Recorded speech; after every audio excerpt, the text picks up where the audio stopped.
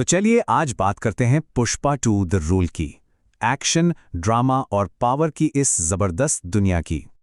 एक लाइन जो सिर्फ डायलॉग नहीं बल्कि एक एटीट्यूड है, झुकेगा नहीं।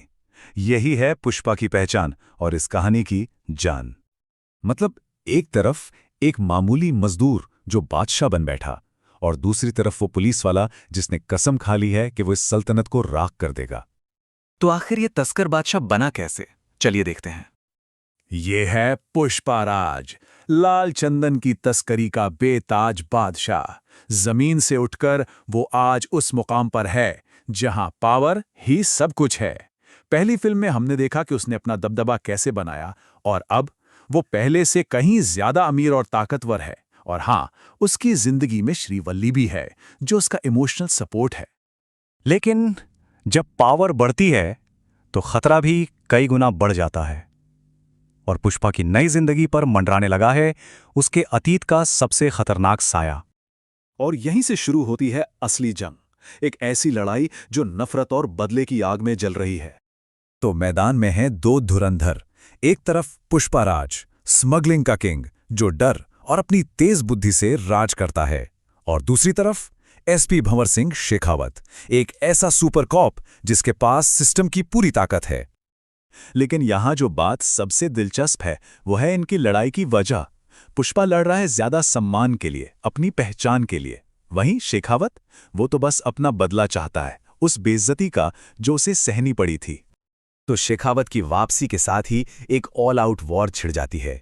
ये एक ऐसा खतरनाक खेल है जहां हर चाल के बाद दांव पर जिंदगियां और पूरी सल्तनत लगी है। और शेखावत का प्लान बिल्कुल साफ है। वो सिस्टमैटिक तरीके से पुष्पा को तोड़ना चाहता है। सबसे पहले उसके सारे गैरकानूनी काम बंद करवाना, फिर उसके पॉलिटिकल कनेक्शन पर हमला करना और आखिर में उसकी सबसे बड़ी कमजोरी, उसके परिवार को निशाना बनाना। पर पुष्पा भी कच्चा खिलाड़ी नहीं है। वो सिर्फ अपना बचाव नहीं करता बल्कि पलटवार करता है। वो अब राजनीति में भी उतर आता है, अपनी होशियारी से कानून को चकमा देता है, और जब बात अपनों पर आती है तो वो पहले से भी ज्यादा खूंखार हो जाता है। वो अपने लोगों को सिस्टम के खिलाफ ही खड़ा कर देता है। अब देखिए, पर्दे पर यह कहानी जितनी जबरदस्त दिखती है ना, उसे बनाने की कहानी भी उतनी ही बड़ी है। चलिए जरा पर्दे के पीछे की दुनिया में झांकते हैं। क्या कोई अंदाजा लगा सकता है इस फिल्म का बजट? पूरे 500 करोड़ रुपए। जी हां, ये इंडियन सिनेमा की सबसे महंगी फिल्मों में से एक है।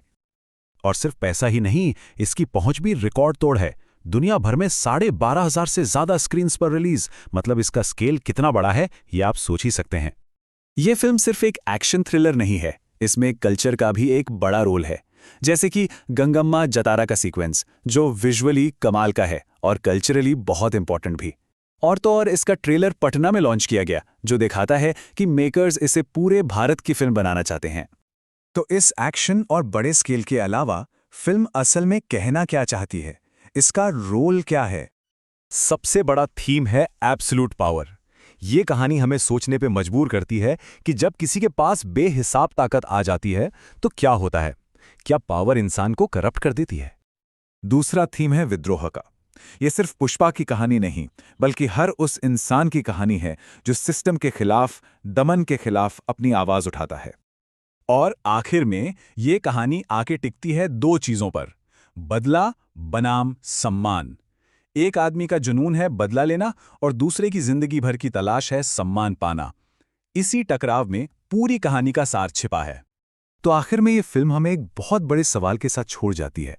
क्या जुर्म की बुनियाद पर खड़ा किया गया कोई सिंहासन, कोई राज कभी भी महफूज रह सकता है?